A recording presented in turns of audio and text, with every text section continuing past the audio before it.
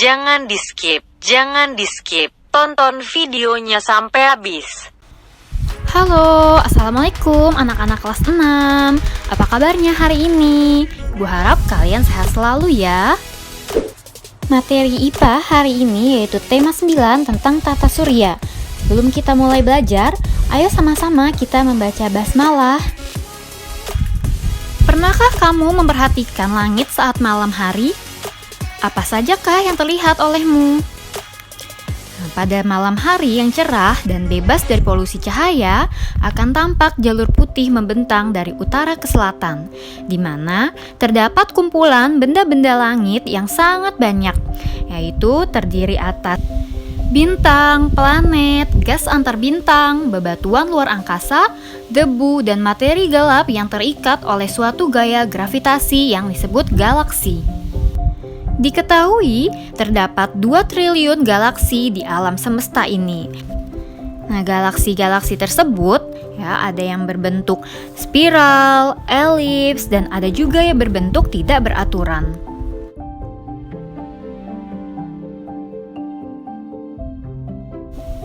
Yang berarti jalur susu. Galaksi Bima Sakti berbentuk spiral, di mana terdapat lebih dari 200 miliar bintang pada lengannya. Nah, lengan spiral ini merupakan tempat pembentukan bintang-bintang baru dan juga lokasi terdapatnya sistem tata surya. Bintang merupakan benda langit yang dapat menghasilkan dan memancarkan cahayanya sendiri. Nah, salah satu contohnya itu adalah matahari. Matahari dikelilingi oleh benda-benda langit yang berukuran lebih kecil. Nah, kumpulan benda langit yang terdiri atas matahari dan semua benda langit yang terikat oleh gaya gravitasinya itu disebut tata surya. Benda-benda langit yang masuk ke dalam sistem tata surya itu antara lain ada planet, satelit, asteroid, dan juga komet. Karena adanya gaya gravitasi tersebut, maka benda-benda langit itu akan bergerak mengelilingi matahari, atau bisa dikatakan matahari merupakan pusat dari tata surya. Matahari termasuk bintang itu karena matahari dapat memancarkan cahayanya sendiri. Bahkan cahayanya sampai ke bumi, makanya kita dapat merasakan adanya siang hari. Nah, matahari ini juga merupakan bola gas panas yang sangat besar karena ukurannya 109 kali dari diameter bumi dan masanya adalah 333.000 kali dari bumi. Dan suhu di permukaan itu bisa mencapai 6.000 derajat Celcius dan suhu di pusat itu bisa mencapai 15 juta derajat Celcius. Wah, panas sekali ya. Makanya tidak ada makhluk hidup yang dapat hidup di matahari.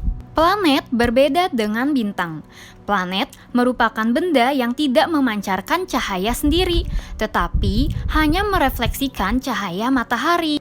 Di dalam sistem tata surya, planet yang mengelilingi matahari ada 8, yaitu Merkurius, Venus, Bumi, Mars, Jupiter, Saturnus, Uranus, dan Neptunus. Nah, ini ada cara gampangnya nih untuk menghafalkan, yaitu menghias vas bunga mawar yang sudah usang warnanya. Nah, itu bisa digunakan untuk menghafalkan urutan planet dari yang terdekat dengan matahari sampai yang terjauh. Setiap planet bergerak mengelilingi matahari sesuai dengan orbitnya. Nah, orbit merupakan garis edar atau jalur yang dilalui oleh benda langit dalam peredarannya. Peristiwa berputarnya planet mengelilingi matahari disebut revolusi, dan waktu yang diperlukan oleh masing-masing planet untuk mengelilingi matahari dalam satu kali putaran penuh itu berbeda-beda. Nah, selain melakukan revolusi, planet juga melakukan putaran pada porosnya, yaitu disebut rotasi. Pengelompokan planet dibedakan menjadi 3 macam. Yang pertama berdasarkan kedudukan bumi sebagai pembatas, yang kemudian dikenal sebagai planet inferior dan planet superior. Planet inferior adalah planet-planet yang orbitnya terletak di sebelah dalam orbit bumi, yaitu planet Merkurius dan Venus. Sementara planet superior adalah planet-planet yang orbitnya terletak di sebelah luar orbit bumi, yaitu Mars, Jupiter, Saturnus, Uranus, dan Neptunus. Yang kedua, Planet dikelompokkan berdasarkan lintasan asteroid sebagai pembatas. Nah, lintasan asteroid terletak antara planet Mars dan Jupiter. Dengan pengelompokan ini, kemudian dikenal planet dalam dan planet luar. Nah, planet dalam adalah planet-planet yang orbitnya terletak di sebelah dalam lintasan asteroid, yaitu Merkurius, Venus, Bumi, dan Mars. Sementara planet luar adalah planet-planet yang orbitnya terletak di sebelah luar lintasan asteroid, yaitu Jupiter, Saturnus, Uranus, dan Neptunus. Asteroid merupakan serpihan kecil bebatuan, besi, dan es yang terkumpul pada lintas sabuk asteroid yang mengelilingi matahari. 3. Berdasarkan komposisi bahan penyusunnya. Dengan pengelompokan ini kemudian dikenal planet terestrial atau planet kebumian dan planet Jovian. Ciri planet terestrial itu adalah planet-planet yang komposisi bahan-bahan penyusunnya mirip dengan bumi. Sebagian besar terdiri atas batuan silikat dan permukaannya itu padat. Kemudian tidak memiliki cincin, memiliki sedikit bulan atau satelit alami dan ukurannya relatif kecil. Contohnya itu adalah planet Merkurius, Venus, Bumi, dan Mars. Sementara planet yang termasuk Jovian adalah planet-planet yang komposisi bahan-bahan penyusunnya mirip dengan Jupiter. Itu didominasi oleh unsur-unsur ringan seperti hidrogen dan helium. Ciri lainnya, planet-planet tersebut memiliki cincin, kemudian memiliki bulan atau satelit alami yang jumlahnya banyak dan ukurannya besar. Yang termasuk dalam planet Jovian yaitu Jupiter, Saturnus, Uranus, dan Neptunus. Berikut merupakan karakteristik dari planet yang mengelilingi matahari, mulai dari planet yang paling dekat dengan matahari sampai planet yang paling jauh dengan matahari. Pertama, planet Merkurius. Planet ini merupakan planet terkecil di sistem tata surya dan paling dekat dengan matahari, sehingga waktu orbitnya juga yang paling singkat, yaitu selama 88 hari. Inti Merkurius paling banyak mengandung besi dibandingkan planet lain di tata surya. Selain itu, planet ini tidak memiliki satelit alami atau bulan. 2. Venus. Venus merupakan planet terpanas di tata surya karena permukaannya tertutup oleh atmosfer yang sangat tebal. Atmosfer ini merangkap panas dari matahari. Karena atmosfernya yang tebal, suhu permukaan bisa mencapai 470 derajat Celcius. Nah, planet ini juga sama seperti Merkurius, dia tidak memiliki satelit. 3. Bumi. Bumi merupakan planet satu-satunya di alam semesta yang diketahui memiliki kehidupan. Nah, planet ini terdiri atas 70% lautan dan 30% daratan. Bumi memiliki satu satelit alami yaitu bulan. Keempat yaitu planet Mars. Planet Mars disebut juga planet merah karena permukaan Mars dilingkupi besi oksida atau karat tanah yang memberi kemerahan pada planet ini. Mars memiliki gunung terbesar dalam sistem tata surya yaitu Olympus Mons. Mars memiliki dua satelit alami yaitu Phobos dan Deimos. Kelima, Jupiter. Planet Jupiter merupakan planet terbesar di tata surya. Nah, planet ini juga planet yang paling bersinar setelah Venus dan bulan dalam sistem tata surya. Pada permukaan Jupiter terdapat bintik merah besar. Jupiter memiliki 79 satelit, 4 diantaranya adalah Ganymede, Callisto, Io, dan Europa. 6. Saturnus. Saturnus merupakan planet terbesar kedua. Planet ini disebut permata tata surya karena lapisan cincin yang mengelilinginya sehingga tampak indah. Nah, cincin ini terdiri atas bongkahan-bongkahan es yang berukuran 5 mm sampai 5 meter.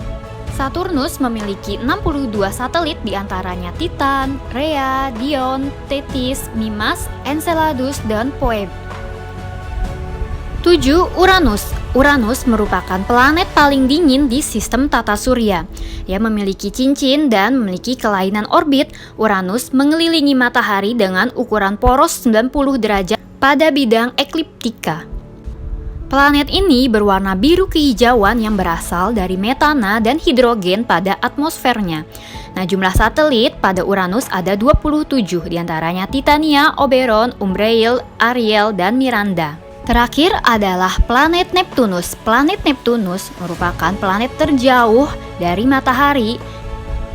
Neptunus memiliki massa 17 kali massa bumi dan memiliki geyser nitrogen cair. Jumlah satelit yang dimilikinya ada 14. Di antaranya satelit kembar Triton dan Nereid dan juga ada Thalassa. Mari mengenal meteoroid, meteor, dan meteorit. Meteoroid merupakan pecahan dari asteroid. Jika meteoroid memiliki orbit yang berpapasan dengan bumi, maka meteoroid itu mulai masuk ke atmosfer bumi dan menimbulkan gesekan dengan lapisan atmosfer. Semakin lama kecepatannya akan makin bertambah sehingga benda langit itu akan terbakar. Nah, proses terbakarnya meteoroid ini dikenal dengan bintang jatuh atau meteor. Jika meteor ini dapat bertahan melewati atmosfer atau tidak terbakar seluruhnya dan berhasil mendarat di bumi, fragmen batu angkasa luar ini disebut meteorit. Komet merupakan benda langit kecil berekor yang mengelilingi matahari, tetapi tidak termasuk ke dalam kelompok planet atau bintang atau asteroid. Komet berasal dari bagian di luar sistem tata surya yang disebut awan Oort. Terdapat triliunan komet di dalam awan Oort ini. Komet terbuat dari gas dan debu yang sangat padat dan juga stabil. Seiring berjalannya waktu, komet terpisah dari awan dan masuk dalam ruang lingkup gravitasi matahari. Lintasan hasil komet mengelilingi matahari dapat berbentuk elips. Nah, bagian yang biasa disebut ekor komet merupakan kabut tipis berdebu yang terbentuk dari penguapan materi komet ketika mendekati matahari. Panjang ekor komet dapat mencapai jutaan kilometer. Beberapa komet menempuh jarak yang lebih jauh dari komet saat mengelilingi matahari. Karena jarak yang bervariasi, waktu komet dalam mengelilingi matahari juga berbeda-beda. Bahkan, beberapa komet membutuhkan ribuan tahun untuk menyelesaikan satu kali mengorbit matahari. Komet mempunyai 3 bagian utama, yaitu inti komet, koma, dan ekor komet. Inti komet merupakan bagian pusat padat yang diameternya mencapai beberapa kilometer. Inti komet terbentuk dari penguapan bahan es penyusunnya yang berubah menjadi bentuk gas. Inti komet merupakan bagian yang sangat stabil sehingga sulit terjadi perubahan bentuk dalam waktu singkat. Koma adalah daerah kabut yang berada di sekitar inti komet. Koma terbentuk ketika komet mendekati matahari. Kemungkinan bagian koma merupakan gas hasil penguapan dari materi inti komet saat terpengaruh oleh matahari. Sementara, ekor komet merupakan gas bercahaya yang terbentuk karena terjadinya penguapan materi komet. Arah ekor komet selalu menjauhi matahari karena terhempas oleh angin matahari. Pada tahun 1682, Edmond Halley mengamati sebuah komet. Ia dapat menyimpulkan bahwa komet ini muncul setiap 76 tahun sekali. Nah, kemudian komet ini pun dikenal dengan nama komet Halley. Ada beberapa tokoh yang menemukan peralatan untuk mengamati benda langit, namun tokoh yang penemuannya memberi banyak pengaruh pada dunia ilmu pengetahuan adalah Galileo Galilei. Galileo Galilei adalah seorang ilmuwan kritis asal Italia kelahiran tahun 1564. Galileo bukan penemu teleskop pertama. Tetapi ketika mendengar telah ditemukannya sebuah teleskop sederhana oleh seorang pembuat kacamata dari Belanda, ia kemudian mengembangkan teleskop buatannya sendiri. Teleskop tersebut digunakannya untuk melakukan pengamatan terhadap dunia angkasa luar. Pada bulan Maret 1610, Galileo mempublikasikan sebuah buklet kecil The Story Messenger. Dalam buku itu, ia mengungkapkan beberapa penemuan yang menarik dari angkasa luar, antara lain bahwa permukaan bulan tidak rata dan halus sebagaimana yang diumpamakan dalam berbagai puisi. Ternyata permukaan bulan dipenuhi kawah dan gunung. Galileo juga menemukan planet-planet termasuk Saturnus yang memiliki lingkaran serupa cincin. Kemudian ditemukannya Venus yang memiliki beberapa fase seperti bulan dan dibuktikannya bahwa Venus berputar mengelilingi matahari. Kemudian, Galileo juga menemukan adanya satelit pada Jupiter. Dan penemuan-penemuannya ini memperkuat teori Kopernikus sebelumnya bahwa bumi bukanlah pusat tata surya. Ia membuktikan bahwa planet-planet mengelilingi matahari. Hans Lippershey merupakan seorang pembuat lensa berdarah Jerman Belanda. Ia dilahirkan di Wesel, Jerman Barat. Lippershey merupakan orang yang pertama kali menemukan teleskop. Pada tahun 1543, Nicolaus Copernicus memperkenalkan teori bahwa bumi dan planet-planet lainnya sebenarnya mengorbit mengelilingi matahari, bukan bumi yang menjadi pusat tata surya seperti yang dipahami sebelumnya. Nah, teori ini dikenal sebagai teori heliocentrisme. Pada tahun 1600, astronom Denmark Tycho Brahe yang dibantu oleh asistennya Johannes Kepler menemukan bahwa planet-planet memang mengorbit matahari dalam jalur berbentuk elips. Terdapat 3 hukum Kepler, tetapi untuk saat ini cukup satu hukum saja yang perlu kalian ketahui, yaitu hukum 1 Kepler. Hukum 1 Kepler menyatakan bahwa setiap planet bergerak dengan lintasan elips, dengan matahari berada pada salah satu titik fokusnya. Oleh karena itu, jarak planet ke matahari selalu berubah-ubah. Suatu saat, planet dapat mencapai jarak yang paling dekat dengan matahari, sedangkan pada saat yang lain planet dapat mencapai jarak yang paling jauh dengan matahari.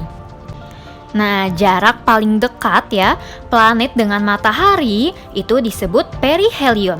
Sedangkan jarak planet yang paling jauh dengan matahari disebut aphelion.